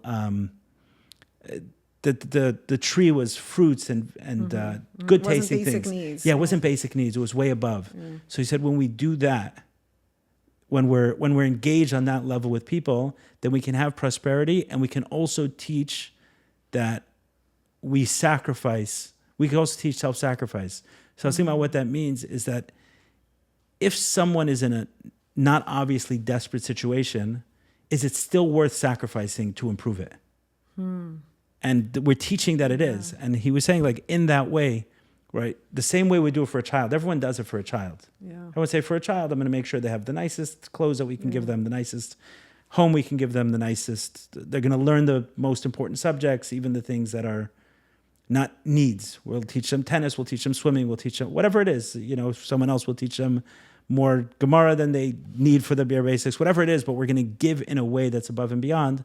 So he's saying by Avram teaching that to Yitzchak, that we give beyond just bare basic needs. We give to a stranger for them to be doing well, spiritually, physically, healing-wise, fruit, all of not it. just bread. Like, Exactly. That teaches sacrifice, which I thought that's the model for creating a world where we have prosperity. We don't have to fall into desperation in order to bring out our self-sacrifice. That's beautiful. Again. Yeah, that is, because you're right. There is that old model. I should say the old model. There is a very strong foundational teaching that hardship brings you towards your best. Like, the hardship is what helps you find your inner resources. But it sounds like not if you do this. Right, and this is not if you plant trees for the neighborhood. No, that's gorgeous. That's beautiful. Right. That's why we need a house of more in every place. That's gorgeous. It's like saying, like, this is the geula type of being able to find your highest, your best self. You don't need to suffer in order to find your best self. You could be shown your expansiveness. You could be treated like royalty because you are royalty. You're a child of God, and in that you're going to expand. You're going to grow. Yeah. In other words, it should wake up our desire to give charity. Yeah. Just as much when we see someone who's not living to their potential as when we see someone who's starving. Suffering from food. That's beautiful. That's a new, that could be, that is the model. I think the Rebbe was introducing us to these models of living from a higher standard, and you don't have to suffer. You don't have to suffer in order to heal. Like, it's interesting because there is this terminology of, like, a leiv nishbar is what leads a person towards healing, like a broken heart. But the understanding that I have of this leiv nishbar is, like, when you yourself, you don't have to suffer. You don't have to, life doesn't have to completely fall apart for you to go into healing. This recognition of this healing heart is like this broken heart is you yourself crack the facade. Like, take away those walls and realize that you have love inside of you. You have joy inside of you. You have confidence inside of you, but it's so shielded and blocked in the same, chamber that you locked away your sadness and your pain and your grief. All of those qualities are hidden. And so leiv nishbar is start peeling the facade away. Turn towards it. Open up that wall. Remove the blockages. Right. Yeah, I want to say my interpretation of the interpretation of the Rebbe Sikha. Say that. Right. I'm saying to what I said. Yours. Yeah, my interpretation. I know, but that's I think we can go with that. Yeah. Do you know Mati Korf during COVID? He got really sick. It was really well known. A lot of the community was praying for him. So shortly thereafter, he started. I don't know. Maybe he sends it to a lot of people or just a few, but he included me on this list where he sends in English like a teaching of the week, a sikha or something else, and he always ends it saying my interpretation of the Rebbe Sikhas, and I like that. Yeah, we have to qualify it. Today everybody's looking and reading and understanding, and I think it's good to qualify like where your source was, but this is my understanding of it. Right, but I also like that he gave himself permission to. Like, I'm not repeating that. It's my interpretation. Yeah.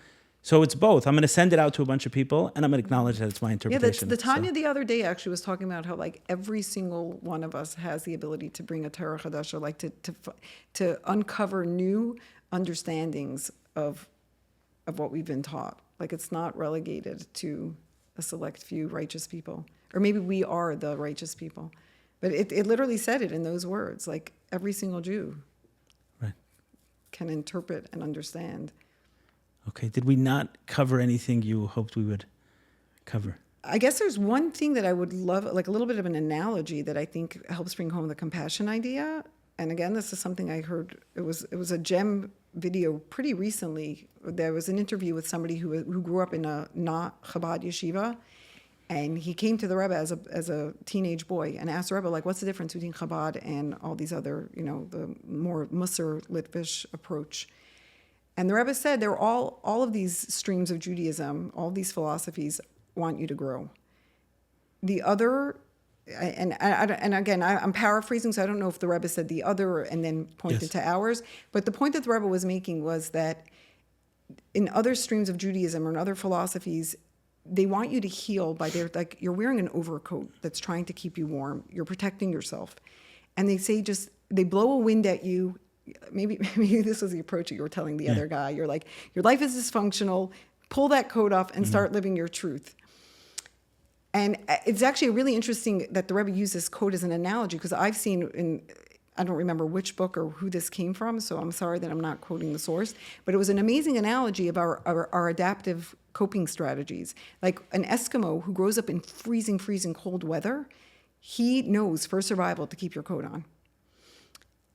You must wear it always, at all times. It's not like a thought process. Should I, shouldn't I? Is today a warm day? You keep your coat on if you want to survive.